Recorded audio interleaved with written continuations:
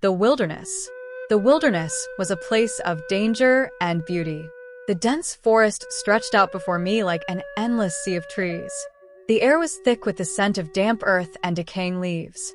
As I moved deeper into the forest, I felt the weight of the world pressing in on me, the trees closing in like silent sentinels watching my every move. For days, I wandered through the wilderness, relying on my instincts to guide me.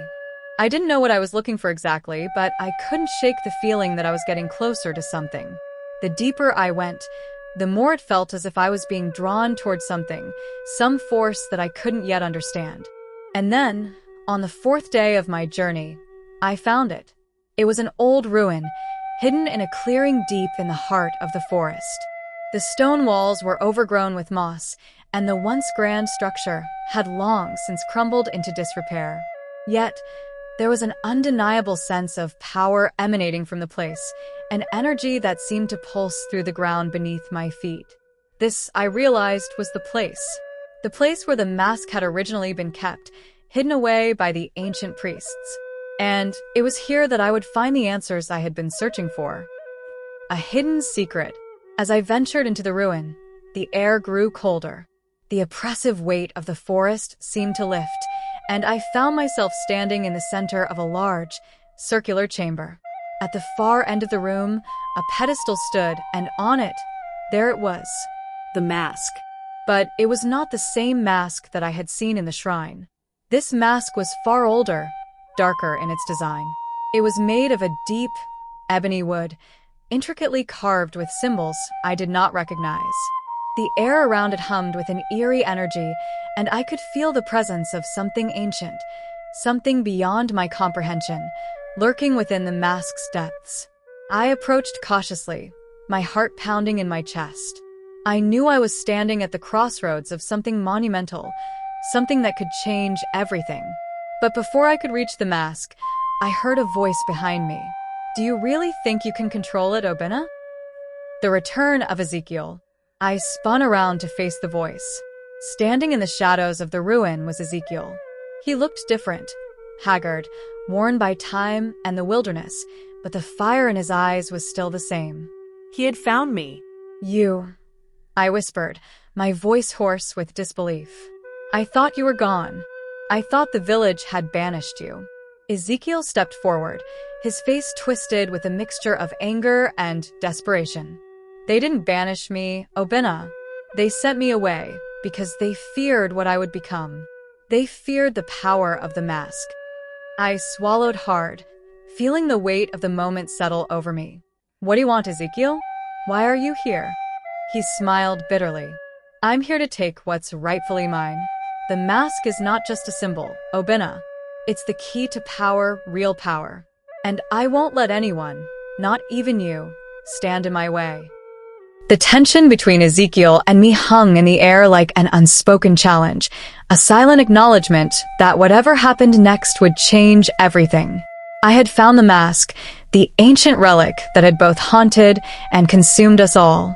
And now, Ezekiel was here, standing between me and it. His eyes, dark with desperation and ambition, met mine with a burning intensity. There was no trace of the man I had once called my best friend. The betrayal that had first stung me seemed trivial now, like a fading memory overshadowed by something much greater.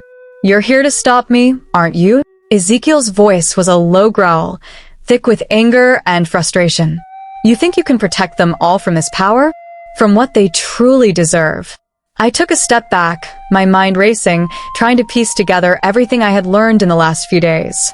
The mask was more than just an object of power, it was a key. But to what? What had the priests been trying to unlock? And why was Ezekiel so obsessed with it? "I don't know what you're talking about, Ezekiel," I said, trying to keep my voice steady. "But I know this much. The mask isn't yours to control. No one should have that kind of power." Ezekiel's laugh was dark, almost mocking.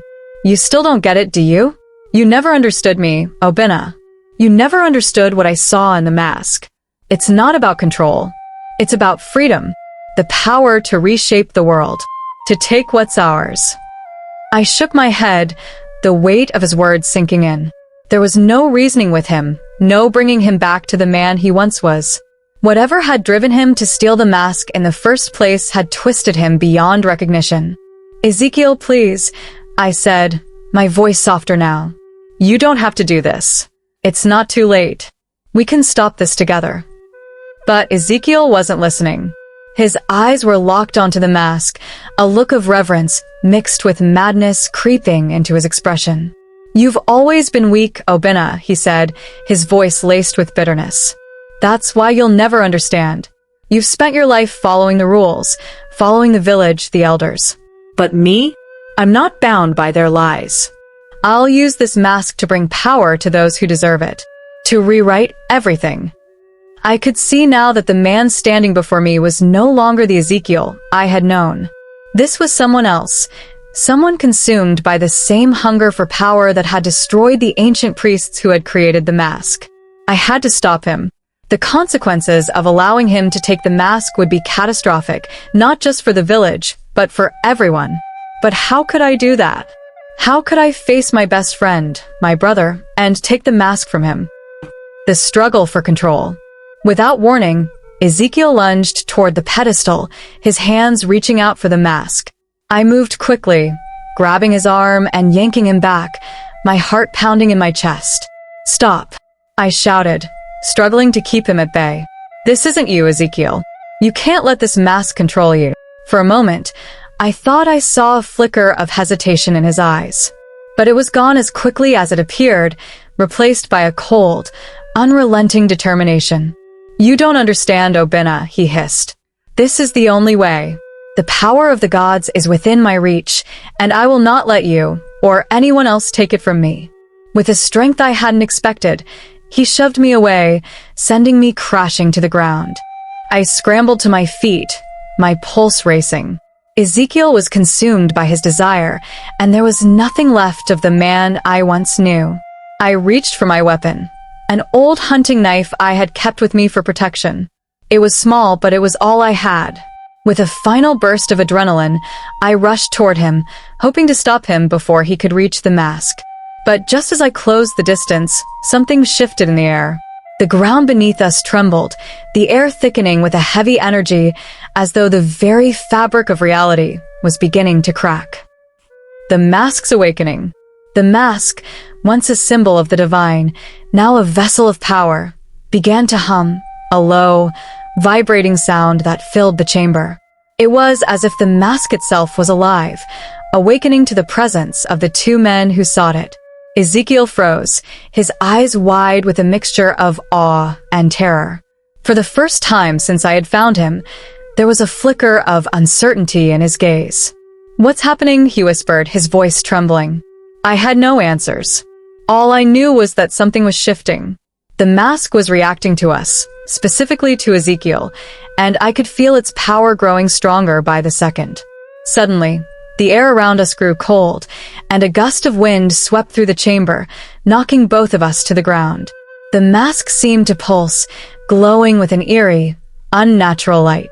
And then, in a moment that felt like time had stopped, a voice, low and ancient, spoke. "Who dares awaken the power of the forgotten gods?" The voice came from everywhere at once, reverberating through the stone walls, the floor beneath us, and even the very air we breathed. It was both terrifying and mesmerizing, as if it came from a place beyond time itself. Ezekiel's face twisted with a mix of triumph and fear.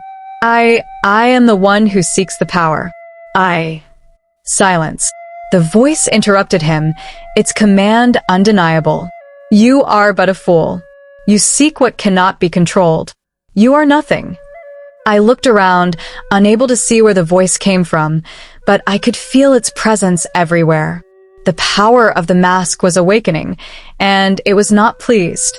"You are not worthy," the voice continued, its tone shifting. "No mortal is." Before either of us could react, the ground beneath us cracked open, and from the fissure, a shadow rose, a dark, formless shape that seemed to devour the light. It was the embodiment of the mask's curse, a force that had lain dormant for centuries, waiting for someone foolish enough to awaken it. The curse unleashed. The shadow stretched toward us, its form shifting and twisting, as if it was made of pure darkness. Ezekiel screamed, his voice full of terror as the shadow wrapped around him, pulling him toward the void. But no matter how hard he struggled, it was clear that he could not escape. Ezekiel. I shouted, reaching out to him. But it was too late. The shadow swallowed him whole, and in an instant, he was gone. The silence that followed was deafening, and I could feel my heart pounding in my chest, the adrenaline coursing through my veins. The mask, still glowing with its eerie light, seemed to calm, its power dissipating, at least for now. I didn't know what had just happened. I didn't know if Ezekiel was still alive, or if he had truly been consumed by the shadow. But one thing was clear, I had just witnessed the true power of the mask, the very force that had driven the ancient priests to madness. And now, it was up to me to make sure that this power was never used again. The aftermath. I stayed in the ruin for what felt like hours, staring at the pedestal where the mask had once been. The air was still thick with tension, and the ground beneath me seemed to hum with the echoes of the curse that had just been unleashed. But as I stood there, I realized something. The power of the mask was not just a threat, it was a test. A test of who was worthy to wield it, a test of strength and will. And Ezekiel had failed. But I wasn't sure I was ready to face the mask again. I wasn't sure I could control its power, or if I even wanted to. As I turned to leave the ruin, I made a promise to myself. I would find a way to destroy the mask. Whatever it took, I would make sure that no one else could ever awaken the forgotten gods again. The air in the forest no longer whispered. It growled. The moment I stepped out of the ancient shrine, everything felt different. Too still. Too quiet. No birdsong, no rustling leaves, not even the distant sounds of goats braying or children playing in the village square. It was as though the world itself was holding its breath. I carried the mask wrapped in a cloth soaked with herbs from the priest's hut. Elder Chijiok had warned me never to touch it barehanded again. Its memory clings to skin, he'd said. It remembers greed. Now I understood why. I hadn't slept since Ezekiel was swallowed by that darkness. His final scream still rang in my ears, not from fear, but from realization. In that last moment, he saw what he had become. Not a god, not a legend, just a broken boy lost to his hunger. But me? I had survived. Barely. The village hadn't seen me for 4 days. My mother had probably cried herself into a cough again. Ogochi, if she hadn't already danced off with another man, was likely spinning stories about how I had run off into the night, shamed and guilty. Let them say what they wanted. Words were easier to endure than shadows. What none of them knew was this. The truth had changed. Reality wasn't what it was before I entered that shrine. The world had tilted. And the mask, it still breathed in my satchel. Still whispered. Still watched. A village restored, a reputation in ruins. When I walked into Yumidike with dust in my beard and blood on my shirt, it was like a spirit had entered the market square. Children froze. Old women crossed themselves. One of the men at the palm wine stall dropped his gourd. I saw Nana, the loudest mouth in the village, take 3 steps back as if my presence burned. I didn't speak. I simply walked, straight to the elders' courtyard. And there they were, 5 wrinkled men who held the spine of Yumidike together. Elder Chijiok, Elder Arins, Elder Musa, Elder Obiora, and Elder Ikena, whose eyes had always seemed to carry more truth than the others wanted to hear. Chijiok rose first. Your turn, he said, voice cracked by age, but steady as ever. And not alone. I dropped the bundle at their feet. The cloth unfurled slightly, revealing only a sliver of the mask, its obsidian curve, etched with ash patterns and soaked in centuries of power. Gasps rippled. Obiora spat to his left. What have you done, boy? Arins asked. What was necessary, I replied. I told them everything. The betrayal. The lies. The theft. The forest. The shrine. The spirit's warning. And Ezekiel's end. They listened without interrupting, though I saw shock and awe dance behind their wrinkled eyes. When I finished, Elder Ikena was the first to speak. You've done what no one in 100 years dared to do, he said. You entered the god's chamber and came out whole. You faced the weight of betrayal. You carried the truth back. Chijioke nodded. But the village will not understand. They already fear me, I said. They fear what you know, Obiora growled. What you are. That much was clear. And in a place like Yumidike, knowledge was dangerous. As night fell, I found myself back in my father's compound, sitting under the mango tree where I had once played with Ezekiel as boys. The memory of our laughter felt cruel now, like someone else's dream sewn into mine. I stared at the stars and wondered what came next. Then I heard footsteps. I turned sharply, knife drawn. It was Sagochi. She looked thinner, her wrapper too loose around her chest, and her once firm gaze darted like a trapped bird. I heard you returned, she said, voice barely audible. I didn't respond. I wanted to say, I'm sorry. I didn't know what Ezekiel had done. I didn't know he would. You knew he hated me, I interrupted. Her mouth closed, and her head dropped. I loved him, she whispered, as though saying it would change anything. But I didn't know he could hurt you like that. Frame you. Take everything. I believed her. And still, it didn't matter. The mask did something to him, I said. Something dark. And you helped him find it. She dropped to her knees, tears pooling in her eyes. I never meant for it to go this far. He promised me a new life. I was tired of being poor, of watching you give everything to your family and getting nothing back. I stared at her. You were right, I said. You and Ezekiel both. She looked up. I continued. I was the fool. I gave to people who never asked why I bled. I loved people who only loved what I gave.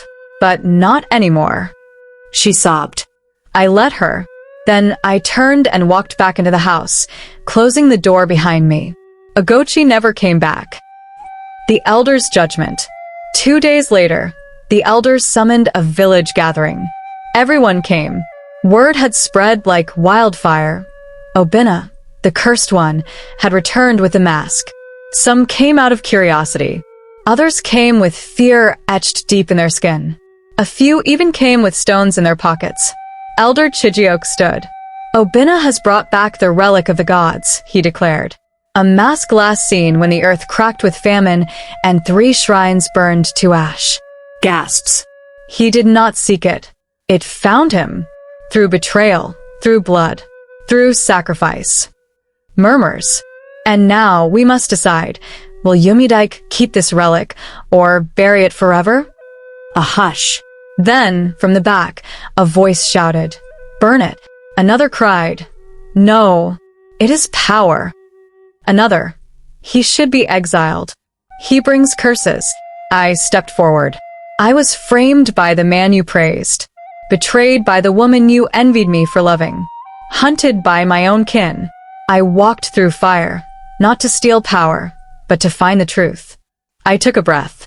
You call me cursed. Maybe I am, but so is this land. So is this mask.